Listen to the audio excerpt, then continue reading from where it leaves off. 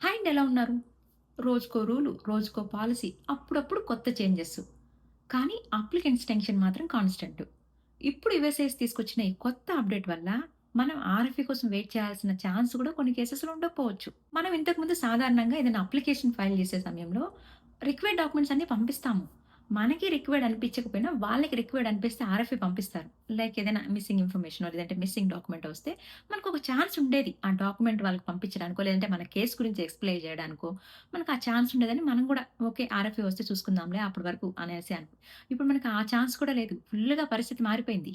ఎందుకంటే ఇప్పుడు యూఎస్ఏఎస్ అనేది ఒక కొత్త మేజర్ పాలిసీ చేంజ్ తీసుకొచ్చిందనమాట. దీనివల్ల హెచ్1, హెచ్4, OPT, STEM OPT, green card లాంటి చాలా యూఎస్ఏఎస్ బెనిఫిట్ అప్లికేషన్స్ పైన ప్రభావం చూపించనమాట. ఏం మారింది? ఎప్పుడు అమల్లోకొచ్చిందంటే యూఎస్ఏఎస్ ఆగస్ట్ 5, 2026న ఈ మేజర్ పాలిసీ అప్డేట్‌నయితే విడుదల చేసింది. చాలా పాలిసీలొస్తాయి. కానీ వెంటనే అమల్లోకి రావు. కానీ ఇది మాత్రం వెంటనే అమల్లోకొచ్చింది. దీంట్లో మెయిన్ ఏంటంటే మనం ఇప్పుడు సబ్మిట్ చేస్తాం గదా! File. Application file first submission టైమ్‌లోనే ఏదైతే రిక్వైర్డ్ డాక్యుమెంట్స్ ఉన్నాయో అవన్నీ అటాచ్ చేయాలి.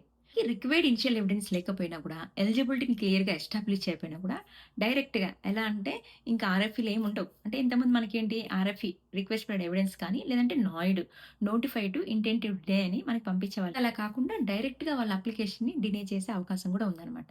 ఇంకా ఆర్ఎఫ్ఈలు, నాయిడ్‌లు ఏం పంపించరు. వాళ్ళకేదైనా రిక్వైర్డ్ అక్కడ లేదు ఎలిజిబిలిటీ గాని కరెక్ట్‌గా మెన్షన్ చేయలేదు అంటే గనక వాళ్ళకి ఇంక ఈ ఆర్ఎఫ్ఈలు పంపించుడు అట్లా ఏం లేదు. డైరెక్ట్‌గా ఈ డినే చేసే డిస్క్రిప్షన్ పొందారనమాట. అంటే ఇంతకుముందు ఎలా ఉండేదంటే మనం హెచ్1బీ ఎక్స్‌టెన్షన్ ఫైల్ చేసామండి. ఒక ఎంప్లాయీ డాక్యుమెంట్ మిస్ అయిపోయింది. వాళ్ళేం చేస్తారంటే ఈ డాక్యుమెంట్ మిస్ అయింది అని చెప్పి ఆర్ఎఫ్ఈ రిక్వెస్ట్ ఫర్ ఎవిడెన్స్ మనల్ని అడిగేవాళ్ళు. లేదా ఓపీటీ అప్లికేషన్‌లో ఏదైనా రిక్వైర్డ్ ఎవిడెన్స్ మిస్ అయింది. ఈ డాక్యుమెంట్‌ని అటాచ్ చేయండి అని చెప్పి మనల్ని అంటే ఎక్స్‌ప్లెయిన్ చేయండి. మీ కేస్ గురించి ఎక్స్‌ప్లెయిన్ చేయండి అని చెప్పి ఒక మనకి సెకండ్ ఛాన్స్ ఉండేది. ఇప్పుడు అలా కాకుండా ఆఫీసర్స్‌కి మొదటి ఫైలింగ్‌లోనే కంప్లీట్‌గా లేదనుకోండి, ఇంకా వీళ్ళని డాక్యుమెంట్స్ అడగాల్సిన అవసరం లేదనిపిస్తే వాళ్ళు డైరెక్ట్‌గా అప్లికేషన్‌ని డైరెక్ట్ డినేల్ ఇవ్వొచ్చనమాట. అంటే దీనివల్ల ఎవరు ఎక్కువ ఎఫెక్ట్ అవుతారంటే గనక, ఇదొక వీసా కేటగరీకి సంబంధించి ఏం కాదు.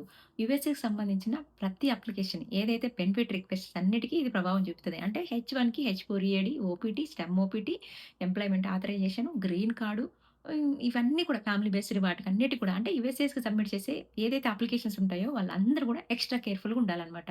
సో, మనం ఇప్పుడు ప్రైమర్‌గా ఏం చేయాల్సంటే ఆబ్వియస్‌లీ అందరికి తెలుసు. ఎందుకంటే సబ్మిట్ చేసే టైంలోనే first of all dates check చేసుకోవాలి. కరెక్ట్‌గా ఉన్నాయా లేదా dates. And signature main thing. తర్వాత వాళ్ళిచ్చిన మ్యాండేటరీకి క్వెషన్స్‌కి ఆన్సర్ చేశామా లేదా? And required support documents attach చేశామా లేదా?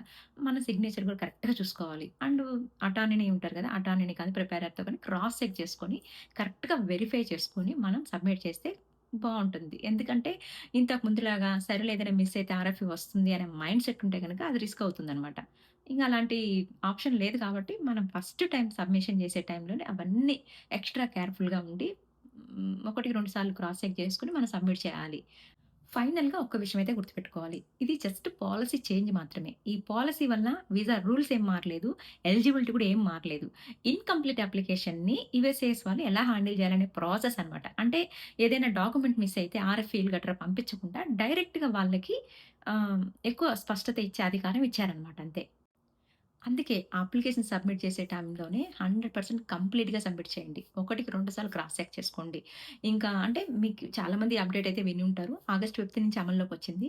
సో, నాకు ఈ అప్డేటు ఎవరైతే ఇప్పుడు ఏదైనా మిస్సింగ్ డాక్యుమెంట్స్ తర్వాత పంపిద్దాం అనుకుంటారు కదా! ఆ ఆలోచనతో ఫైల్ చేసే వాళ్ళకి కొంచెం ఎఫెక్ట్ అవుతుంది అని చెప్పేసి. చాలామంది అంటే ఇప్పుడు ఆర్ఎఫ్ఈలు గట్రా ఎట్లా ఇస్తున్నారంటే మనం రిక్వైర్డ్ డాక్యుమెంట్స్ అనుకుని పంపిస్తాము. వాళ్ళేంటి ఆ రిక్వైర్డ్ డాక్యుమెంట్స్‌తో పాటు ఎక్స్‌ట్రా ఇన్ఫర్మేషన్ ఏదైనా కావాలి అన్నప్పుడు కూడా ఆర్ఎఫ్ఈ పడతది. సో, స్టార్టింగ్‌లోనే మనం ఫస్ట్ సబ్మిషన్‌లోనే ఏదైతే రిక్వైర్డ్ డాక్యుమెంట్స్ ఉన్నాయో అవన్నీ అటాచ్ చేసేసి, వాళ్ళడిగిన మ్యాండేటరీ క్వెషన్స్‌కి ఆన్సర్ చేశామా లేదని చెక్ చేసుకొని జస్ట్ పంపిస్తే గనక దట్స్ ఇట్ అంతే. ఈ పాలిసీ అప్డేట్ గురించి మీ ఒపీనియన్ ఏంటో కామెంట్ చేయండి. వీడియో నచ్చితే లైక్ చేయండి. ఫస్ట్ టైమ్ ఎవరైనా చూస్తున్నారంటే గనక సబ్స్క్రైబ్ చేసుకోండి. Thanks for watching. See you in the next video. Bye by.